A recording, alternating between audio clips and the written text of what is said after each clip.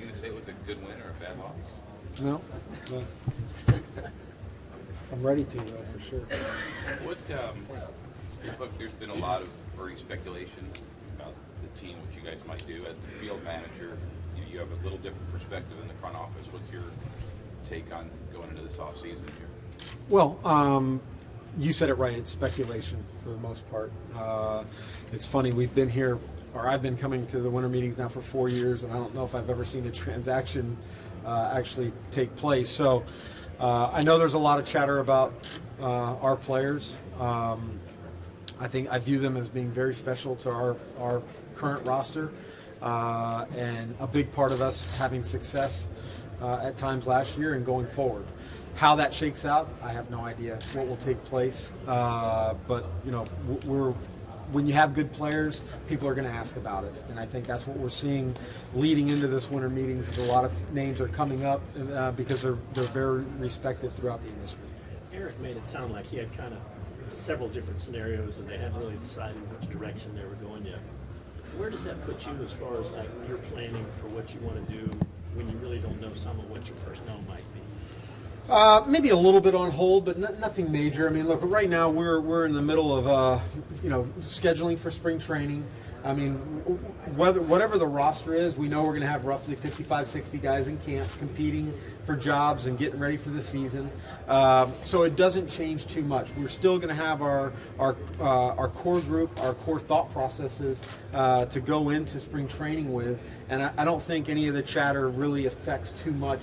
Over this weekend. Look, it's funny, baseball, the industry as a whole, has probably been put on hold a little bit here the last week to 10 days with Shohei Ohtani and then obviously Giancarlo Stanton. Those situations took up a lot of teams' times. And this should be an interesting meeting simply because, it's been quiet. Now the chatter will really come on. Hey, Kevin, you mentioned Stanton. I mean, the Yankees obviously were a pretty good team last year. How much tougher, does the division look for you guys seeing that, just that move alone? Yeah, it's a challenge. You can't sugarcoat it. I mean, I've already sat and thought about the lineup. I don't know how they'll do it, but it doesn't really matter when you're talking about the big righties and then you complement them with Didi Gregorius, Brett Gardner. Greg Bird, who we didn't see that much. I mean, they're going to be very balanced, very, very powerful. But we're going to have to kind of rely on our bread and butter, and that's good pitching and play some good defense, catch the ball behind them.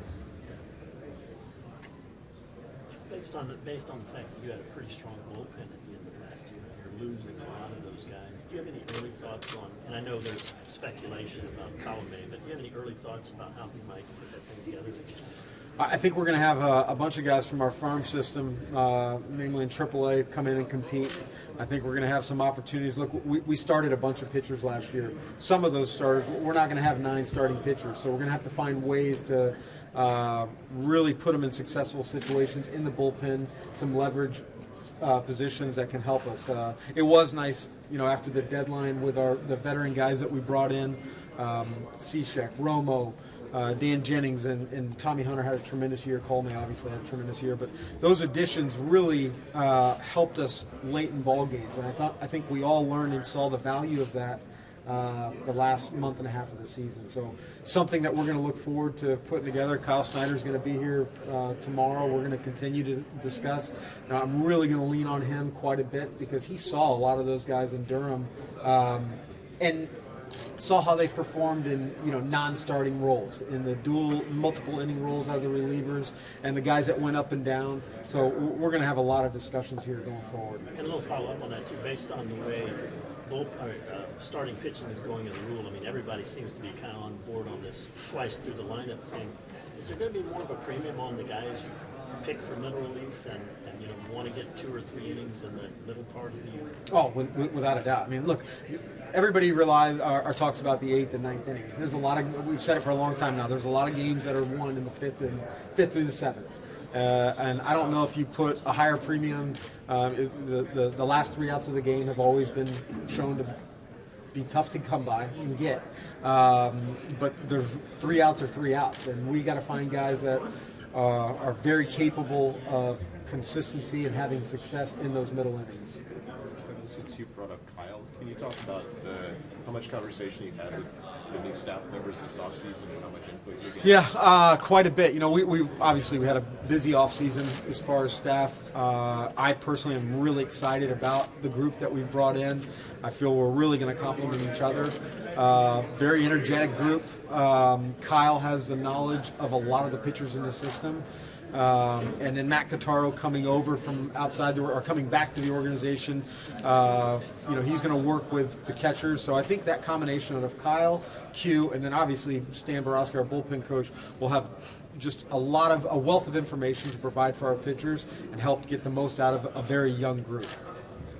Yeah, in which ways is the knowledge of the pitching staff important for somebody like Kyle coming in, as opposed to just simply being an experienced pitching coach? Well, a lot of we're going to rely on our youth. And if you look, forget Chris Archer and Jake Odorizzi, most of our guys have kind of come through Kyle Snyder in the minor league system. Now, he knows them very well. He knows the guys that came up and had success last year for us, Jose Alvarado, Jake Faria, Ryan Stanek, some of those younger guys. I think Kyle's, I don't want to speak for him, but his challenges are going to be getting to know the rest of the league now.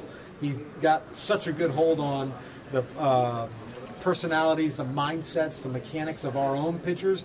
Now he's got to go complement that with the information and advancing our opposing teams, and he'll get up to speed really quick. You managers in your division, Alex, profile, or Alex, yeah. or I should say. And you were in that same boat 3 years ago replacing Joe Madden. How did you handle that? How do you go about, I don't know if the pressure is necessarily the word, but it's fairly big shoes to fill. Yeah, I don't really think the pressure ever changes. I mean, when we go out as a team to win a ball game, that pressure stays pretty consistent. I'd like to know what that pressure is in the postseason. Both those guys have experienced it from different levels. Alex, being with Houston, he's had a pretty wild offseason or postseason then offseason. So what I can appreciate is how there's a lot of information probably being thrown at him right now. At times it's overwhelming, but knowing both those guys, they're going to handle it and be very, very successful. Kevin, what's your impression of what the uncertainty over the ballpark has done from a baseball operations standpoint, maybe affecting revenue and attracting free agents, things like that? I wasn't ready for that question. I've been told really not to talk too much about the stadium, but you know what? I don't think too much. I think that we've got good fans. We hear some of the challenges, some of the whispers, some of the yells, what needs to be improved upon, and I'm confident that in time we will get it done. Do you think you have to sell pitchers on that? Think you're going to be aggressive with pulling the starters? I mean, people have done a lot in the postseason. Yep. Hasn't been done as much in the regular season. How do you said you're going to do it. How do you Right. get that getting worked out? It has been done in the postseason now the last 2 years, really. It's funny. You and I have talked about this. 2015 we did it, and it didn't go over too well. So yeah, there's going to have to be constant selling, I think, on that. I mean, the biggest issue is every starting pitcher, whether they're in high school, college, and get the pro ball, they are taught and built with the mindset to go deep in the ball game. That's their game, their day to pitch, save the bullpen, and get as far as they can go. That's all fine and dandy, but at the end of the day, it's about winning games. And if we feel that we can get a better matchup earlier in the ball game, why wouldn't we use it? It'll be constant communication on my part, on Kyle's part, with our pitchers. But I think we're all seeing that that's the trend of the way the game is going. The flip side of that is you were a catcher and you were nursing these guys to get them deep in the game. Has it been a hard sell on you? There were some hiccups along the way. I think, like, that's a good point. Your goal as a catcher is for that starting pitcher to have success. And for him to have success, he basically meant 7 innings and two runs or less, whatever it was, and getting really deep, fulfilling his 110, 115 pitches. I think with all the information out there right now, it's pretty telling, that we can find other ways to reallocate those quality pitches rather than the back-end pitches. When did you kind of buy it in? When I was hired and Matt told me this is a good idea. Kevin, go back on Aaron and Cora. Yeah. What's the biggest challenge in the dugout that first year? What do you remember is the greatest challenges in game? Well, everybody talks about it gets fast. There's no doubt about it. It definitely at times can get fast, especially with all the moving parts now. I mean, there's even your very powerful lineups are playing matchups. You want to do your best to get out in front of those as quick as possible. You never want to ambush a guy to come off the bench and pitch. You don't ever want to be caught not being prepared in the bullpen for the opposing manager. But you know, those guys have been around this game a long time. I was fortunate enough to get to play with Alex Cora, and you know, everything that I've read, you know, he was managing as a player. That's very, very true. He always had just a great way about him communicating, and his game knowledge was second to none. Kevin, going back to the bullpen, in 15, you were kind of caught because of injuries. You had a lot of younger guys, so you had to go to the shorter approach. This year, you're kind of planning for it. With the versatility of the roster that the Rays always have, do you see longer periods of an 8-man pen? Have you guys discussed that in any way? Yeah, all those are going to kind of be on the table. I think, like we talked earlier, we're discussing it right now. We do need to find a little bit more information as far as our roster, how the bullpen is going to shake out. But I think there's going to be, you know, there's going to be opportunities where if we're really versatile with that utility role, that a guy that can play infield and outfield, it might allow us to carry an extra reliever at times throughout the season. We'll always adjust dependent on you know, the state of the game and what our situation is as far as health is in the bullpen or our rotation. But you want to be able to have that flexibility because the last thing we ever want to do is put, you know, guys in jeopardy of overusing them too much. Kevin, 3 years ago when offense was really down, a lot of people were talking about how speed was going to become a big important part of the game again, and that hasn't really happened. What do you see going forward? And related to that, how ready is Mallex Smith to play every day? Well, I think that speed is a big part of the game, and I think, you know, power is kind of what everybody's paying for. And, you know, we had a pretty powerful lineup this past year. That's tough to repeat, you know. The power, with that comes inconsistencies. Speed doesn't really go away. Speaking of Mallex Smith, you know, he came on the scene and really ignited us when he came up from Durham.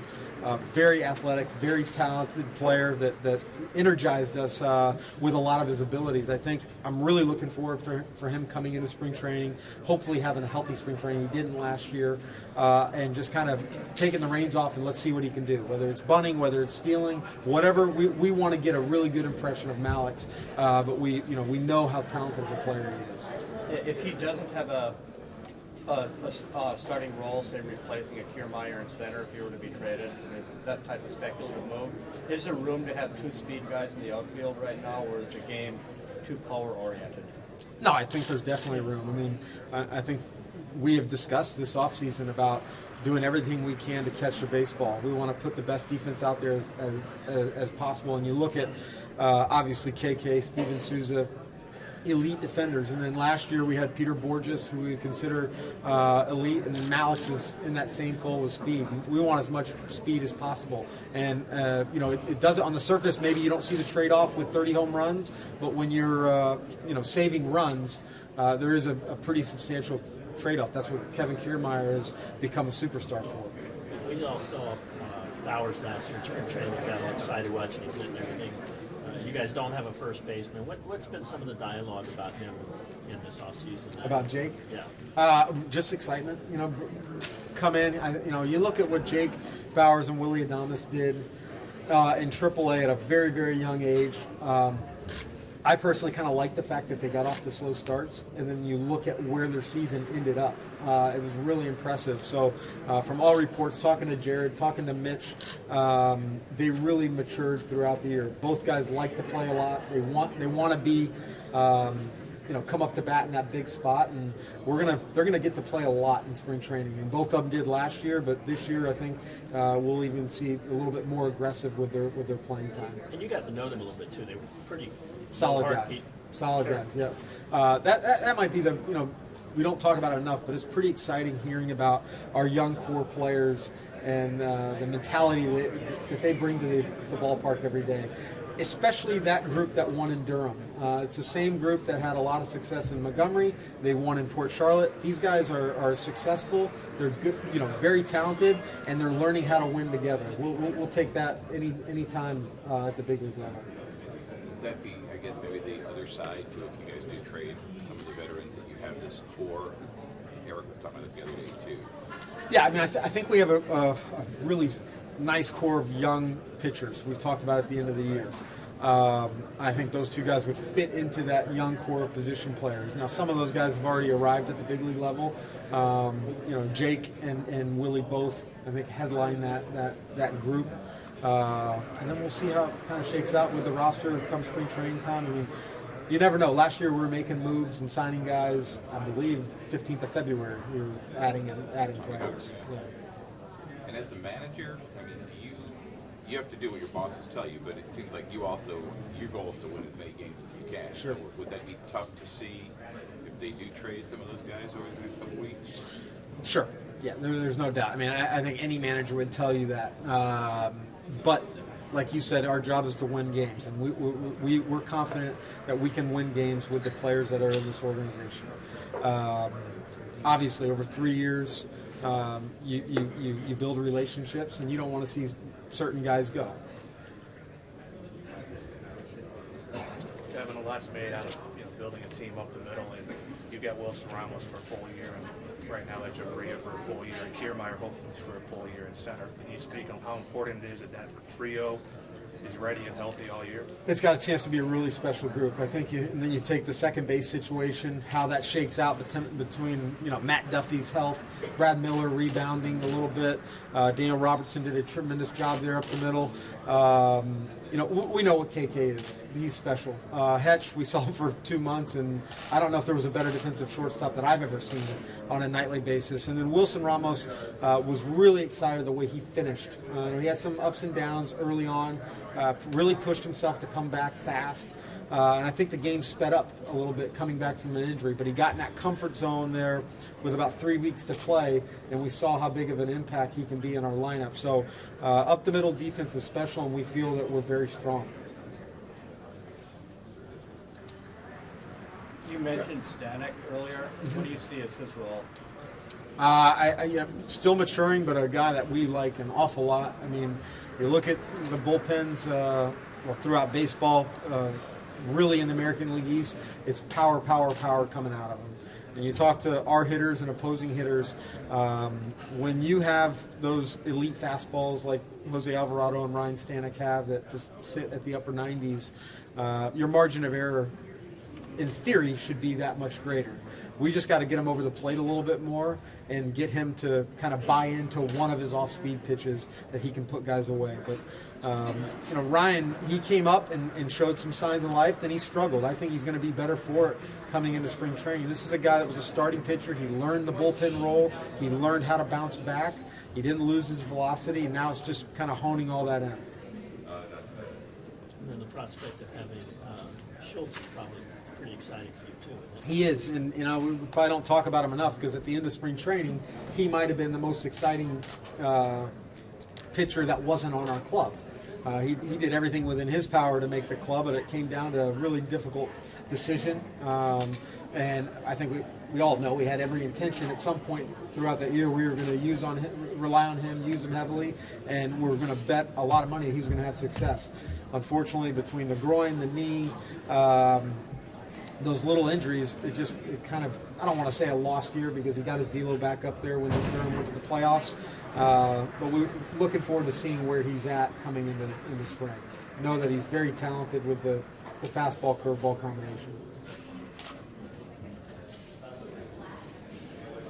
Kevin, I know you're very early in your managerial career, but I'm just wondering if you have any thoughts on, during your time in professional baseball, how you've observed the role of a big league manager and how that's evolved. Yeah, I mean, I give the same boring answer, and it really goes back to Terry Francona, how he was as a manager, watching him, with the Red Sox teams that he managed. A lot of superstars, how he was able to build relationships with all of them, individual relationship, the team relationship, and balance out with the front office and the media.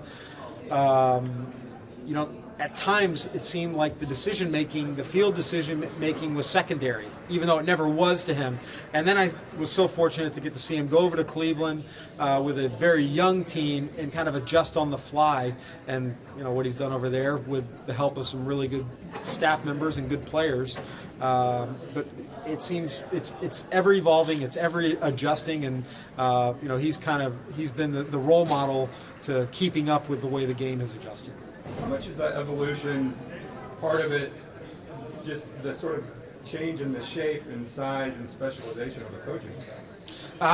You are seeing more of a specialization. That's a good word. Like, you're trying to find those specific coaches that can handle specific duties. Obviously the pitching coach and hitting coach, we all know what their duties are, but you're trying to find the rest of the staff to fill out, to complement each other, and then gain the input of everybody throughout the organization. That's what we've done with Rocco Baldelli this year. Rocco coached first base, as everybody knows.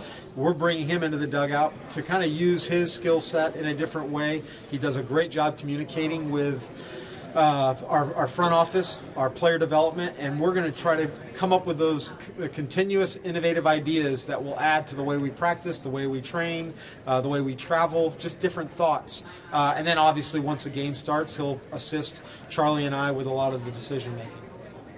Kevin, as you look at your division the last 2 years, you've seen the Yankees go from a team that missed the playoffs and had an old roster to what they are today. What's that like for you as a guy who has to face them? Yeah, you know what? It's a challenge, but it's a fun challenge. I heard somebody say baseball's good when the American League East and the Yankees are playing well. I'll say the American League East. I could care less if the Yankees are playing well, but it's a challenge that we embrace. And you can say that with the Red Sox, the Orioles, and the Blue Jays. They've got a bunch of superstars, and we've talked about it for a couple years now. We need to go and find ways to win in Yankee Stadium. It seems like we play really well. They've made it a little more challenging now with their newest acquisition, but we seem to go in there and really bring a lot of energy, and I think that's what American League East baseball is about. How do you and your pitching coach go about telling your pitchers try to get through that lineup 3 times? To be determined. I don't know. It was a challenge before. It's only going to get tougher now. I mean, before you got here, we're talking about the balance of it, and obviously you got the 3 righties. Then you talk about Gardner, Gregorius, and Bird. It's going to be very challenging. They're going to really impose some difficulties on pitching staffs. Last question, Dave. Kevin, what would you tell a first-year manager about managing that maybe you might not realize that you learned in your first year? They asked me that a minute or something like that. No, that's all right. I'm sure the 2 guys you're referring to, probably nothing. Those guys have much more baseball experience than probably needed. Alex Cora, we were teammates. He was managing as a player. Both him and I were bench players, and my little experience with him that 1 year, learned a ton from him. And then his experience this past year with the bench coach role, he's going to be just fine. Thanks, everybody. Thanks, guys. Girl. Thanks, Kevin. Yeah, man.